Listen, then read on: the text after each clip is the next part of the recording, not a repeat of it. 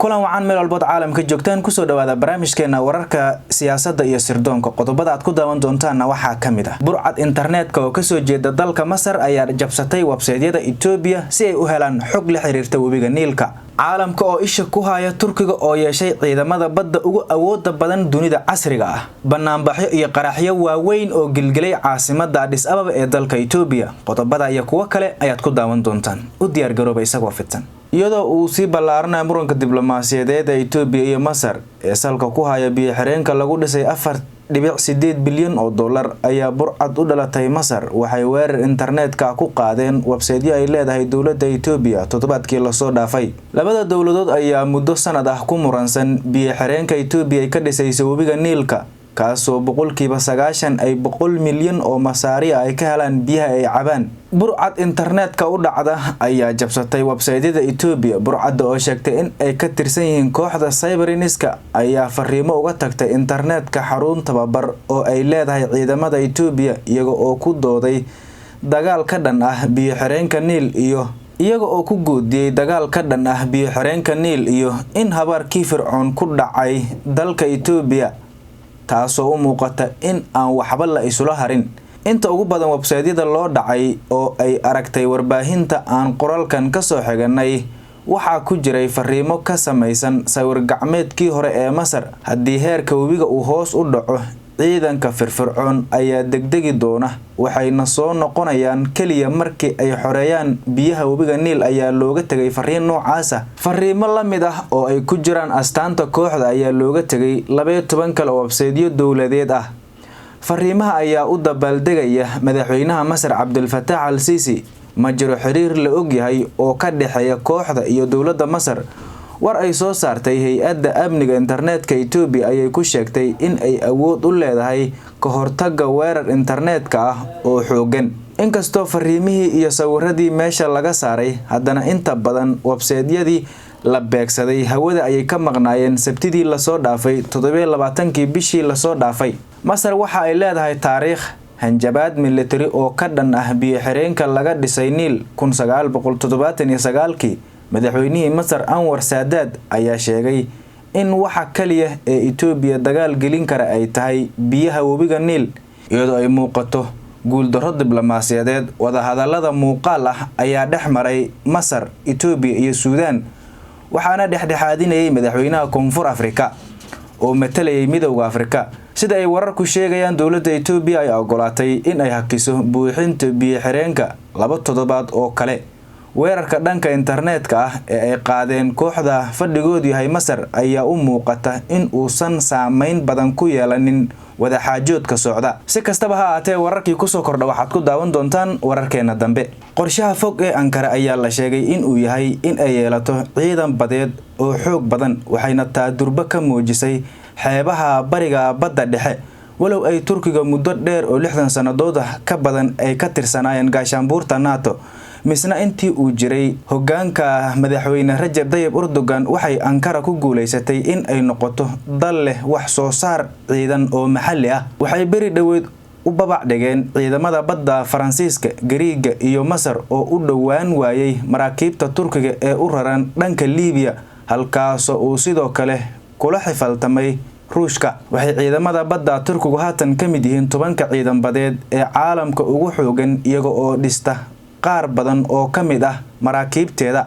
Ankara ayaa bedeshay koorsadii uu ku socday dagaalka Liibiya kadib markii ay ka gaartay ciidamada GNA ee dawladda Liibiya oo ay burbursanayeen kooxda LNA oo taageero ka helayay ilaa 5 dal balse waxay ciidankeeda badda dhigtay bariga badda dhexe iyadoo kadibna hub casri ah oo ay iyadu sameysay sida daroonada saddexda nooc ah iyo kuwa kale ay gaarsiisay dawladda Tripoli Turkiga ayaa sidoo kale cududan badeed ee uu la soo baxay kaga faa'iideysanaya in uu ku dhacsado xuquuqdiisa badda bariga dhexe oo durba ka bilaabay in uu gaasta ka soo saaro Turkiga oo ah dalka labaad ee ugu ciidanka ballaaran dhammaan gaashaanbuurta NATO iyada oo uu ka horeeyay Mareykanka oo qura ayaa waxa uu dalalka gobolka ee badda dhexe ay Israa'iil ku jirto uga dhiiriyay dhanka xuduudda badda waxayna dhisanayaan maraakiibta muhiimka ah ee dayuuradaha xambaara tusaale Ankara waxay leedahay in ka badan 112 markab dagaal iyada oo ku dari doonta 24 kale inta aan la gaarin xuska maalinta sanad guurada 100aad ee Jamhuuriyadda Turkiga oo ku beegan 2023. Soomaaliya ayaa diiday dalab la yaab leh oo Imaaraadka Carabta u soo bandhigay dowladda Soomaaliya kaas oo in ay ku soo biiraan dagaalka fashilmay ee Yemen iyaga oo taabadelkeedna soo bandhigay dalab cajiib ah. sida ku qoran warbaahinta qaar Imaaraadka ayaa ballan qaaday in uu dib u furayo isbitaalka Sheikh Said ee magaalada Muqdisho isaga oo taa ku shuruudiyay in ay Soomaaliya ka qayb qaadato dagaalka fashilmay ee Yemen isla markaana ay sheegato jasiiradda Suqadara oo Soomaaliya border la leh. Isbitaalka Sheikh Said ayaa waxa uu bixin jiray adeeg caafimaad oo lacag la'aan ah balse waxa la xiray sanadkii 2018 markaas oo dowladda Soomaaliya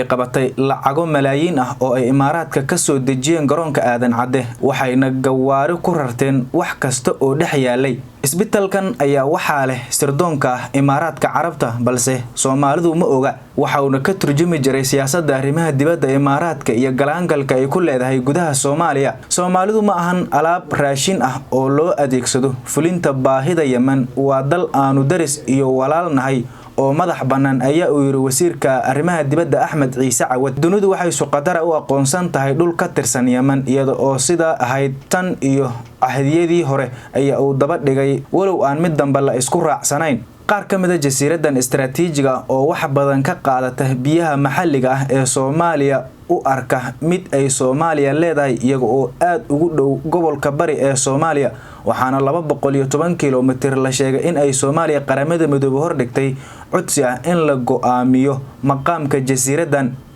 Soomaaliya ayaa xuquuq ku yeelanaysa jasiiradda Suqadara marka sharciga badaha qaramada midoobe loo eego. iminkana Ethiopia magaalada Addis Ababa dalka Ethiopia waxaa xalay gilgalay qaraxyo waaweyn oo isxigxigay xilli ay caasimadda Addis Ababa la circiirayso mawjado dibadbaxyaal ah oo rabshado wata kuwaas oo ka dhashay dilkii habeenkii Isniinta baartamaha Addis Ababa loogu geystay heesaagii caanka ahaa ee Oromada. dad badan ayay waxyeelo ka soo gaartay qaraxyadaasi sida laga soo xigtay taliyaha ciidamada booliska Ethiopia ee magaalada Addis Ababa. waxaa dhintay qaar ka mid ah kuwii qaraxa aasayay iyo dad kale oo shacab ah waxaa sidaas yiri madaxa booliska Ethiopia. taliyuhu ma bixin faahfaahin intaa ka badan waxaana isa soo taraya khasaaraha ay sababayaan dibadbaxyadu. ku dhawaad 10 qofood ayaa ku geeriyooday magaalada Adama oo 90 kiiloomitir u jirta Addis Ababa. ku dhawaad 100 kale ayaana ku dhaawacmay sida laga soo xigtay warbaahinta Ethiopia. guryo iyo gaadiid ayaa dab la qabatiyay internetkii dalka oo dhan ayaa hawada laga saaray dad badan ayaa xabsiyada la dhigay. boolisku waxay isku khilaafeen qaabka loola macaamilayo dibadbaxayaasha xoogga loo adeegsanayo. kicinta dadweynaha waxa uu ku caanaha kicinta dadweynaha isaga oo ku soo caanbaxay kicinta dibadbaxyadii sababay ra'iisul wasaare Abiy Ahmed xafiiska inuu yimaado. ma aysan dilin oo kaliya fanaanka waxay toogteen wadnihii qowmiyadda Oromada mar kale waadna dili kartaan dhammaan marnana ma joojin kartaan marnaba waxaa sidaasi Facebookiisa soo dhigay Jawar Maxamed. intaas kadib ciidamada booliska Ethiopia ayaa xiray Jawar Maxamed iyo Garba Bekele kuwaas oo labaduba ka mid ahaa hogaamiyaasha Oromada ee sida weyn uga soo horjeeda siyaasadda ra'iisul wasaare Abiy Ahmed.